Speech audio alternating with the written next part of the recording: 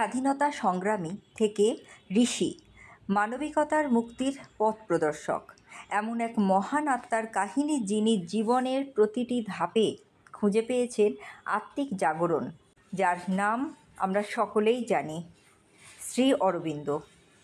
1872 সালে কলকাতায় জন্ম শ্রী অরবিন্দ ঘোষের। শৈশবেই ইংল্যান্ডে পাঠানো হয় পড়াশোনার জন্য।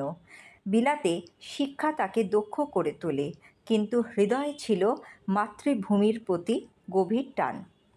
দেশে ফিরে স্বাধীনতা আন্দোলনে ঝাঁপিয়ে পড়লেন। তার আগ্রাসী ভাষণ, শক্তিশালী লেখনী এবং বিপ্লবী কার্যকলাপে ব্রিটিশ সরকার ভীত হয়ে পড়ে। 1908 সালে আলিপুর বোমা মামলা, যেখানে তার মৃত্যুদণ্ডের শঙ্কা ছিল, কিন্তু অলৌকিকভাবে মুক্তি পান তিনি। কারাগারের অন্ধকারে কুঠুরিতে শুরু হলো তার আধ্যাত্মিক যাত্রা।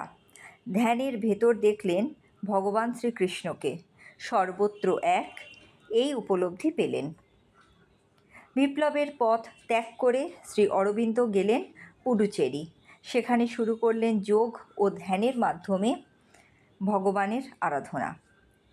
তার আশ্রম হয়ে উঠল আধ্যাত্মিক কেন্দ্র। শিষ্যদের শিক্ষায় বলতেন, মনুষ্য জীবনকে দেবত্বের পথে উন্নীত করো।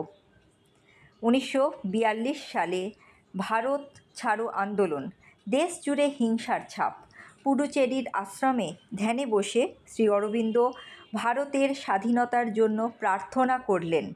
অনেকেই বিশ্বাস করেন তার আধ্যাত্মিক শক্তিই স্বাধীনতার প্রক্রিয়া ত্বরান্বিত করেছিল।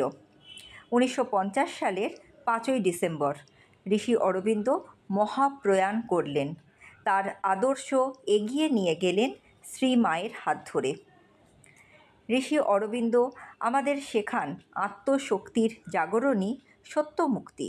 জীবনকে দেবত্বের পথে উত্তীর্ণ করার সাধনাই তার বার্তা। যদি এই গল্পটা আপনাদের ভালো লেগে থাকে তো অবশ্যই লাইক, শেয়ার, কমেন্ট করে জানাবেন। ধন্যবাদ।